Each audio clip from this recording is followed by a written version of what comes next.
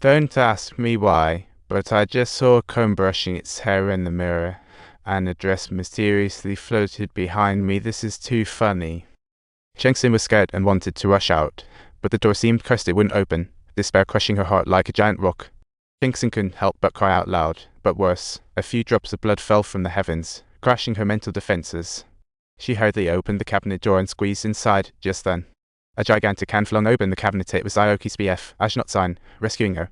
He was supposed to take Sioki to the movies this afternoon, but she suddenly went missing. It's like a plot twist. Ashnot-san was frantically calling Sioki, but couldn't reach her. Worried, he rushed to her house, hearing screams upstairs. Upon seeing Shengxin claiming to be Sioki's mom, Ashnot-san was shocked. He had never heard Sioki mention her mom before and almost wanted to school her. Suddenly, the mirror behind chattered like fireworks. Strangely, it still reflected without glass. How surreal. Just then, they heard Sioki's crying from the mirror, and both curiously crept closer, with Ashnot-san carefully reaching out to touch it. It felt like touching a treasure trove. Amazingly, the mirror could actually penetrate time and space. They just slipped through it, one after the other, into a different era. Wow, this place is like a lost antique shop. Through the window, Shengxin saw Sioki crying as she walked towards the yard. Oh my! What a scene that's both heartbreaking and magical. Shengxin dashed out immediately like a wounded bird, shouting Sioki's name again and again. Just when Shengxin was heartbroken, a hand suddenly shot up from the well and grabbed her like some invisible monster was hot on her trail. Ashnot-san quickly came to the rescue. Thankfully, he's good at math. After some calculations and maneuvers, he successfully pulled Shengxin out of that grip like they just escaped a horror game. Shengxin realized that the one who jumped was not Sioki, but an apparition created by an evil ghost like a living animated film. The two rushed back inside and hid under the altar of Sioki's grandma, thinking they were safe now, but little did they know. Turns out what they were worshipping wasn't a deity, but symbols from some cult. This situation just got completely unpredictable. They stood up. Offerings fell. Shengxin cursed loudly in nightmare mode. Then she thought she heard someone calling her name, Shengxin, as she slowly climbed the stairs. Wow, this is getting so suspenseful. She climbed the stairs cautiously while Ashnot-san following behind noticed something was off. Time had jumped 77 years. Upon reaching the upstairs, Shengxin saw Sioki playing piano. Seeing her mom, Sioki smiled, a sight to behold. Then Sioki picked up a pair of scissors, like she was on a mission, and Ashnot-san shouted, "No way, you can't do that, this is game mode." Sioki, wait up. Shengxin, please help me. Ashnot-san, I beg you, not just sit and wait for doom. Auntie, Sioki. Just when they were about to turn back, Ashnot-san suddenly realized the mirror had turned into tempting food, a totally unexpected twist. Their only way out was blocked, as if they were lost in an unknown maze. This feeling was driving them nuts. It turned out the grandma had called in Taoist Akka.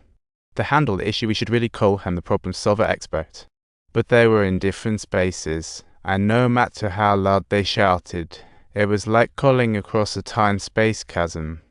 Akka noticed that the formation he set up before had been disrupted. Immediately realizing that that person had returned, this situation felt like a ridiculous play. Akka directed the grandma to pull out a photo from under the bed, revealing someone who looked exactly like Shengxin, a magical twin in the mix.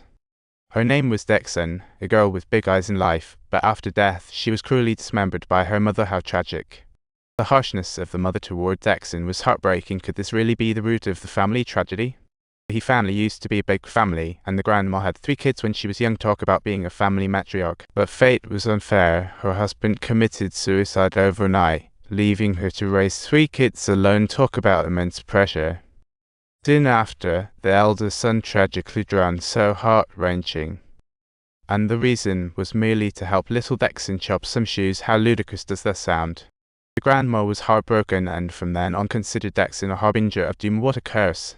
But from Dexen's perspective, it was an entirely different picture. She always felt her mother favored her brother, ignoring her and her sister like a neglected orange. One day, Shengxin's shoes accidentally fell into the river, and her brother tried to help her chop the shoes but tragically ended in bloodshed. Oh my, what a chilling story. This whole incident was blamed on Dexen, and her sister, using a domineering excuse, pushed the responsibility onto her. So unfair. Dexen felt despair and lost trust in her sister, The so-called sisterly bond of sharing sorrows felt like a lie. Day by day, Dixon's mind grew troubled, while her mother stubbornly believed she was possessed. Her mother brought in priests to exorcise her. This felt like an absurd comedy.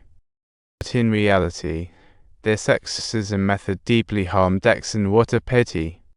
When she was taken away, Dixon desperately called out for her sister's help, but her sister completely ignored her. The pain in her heart was indescribable. Upon returning, Dixon didn't know how to open up. The suffering she bore left her at a loss for words. She confided in her sister, but her sister, newly abandoned, was too distressed to notice her need. "Hey, Dixon, didn't you notice you don't have any bugs on you?" That was such a cold reaction that sent chills down the spine. In despair, Dixon chose to jump into the well, wanting to end everything with a tragic choice. But following Dixon's passing, the individual who had assaulted her, Akai, astonishingly had the audacity to appear at Mrs. H's doorstep. Could this truly be fate's relentless mockery?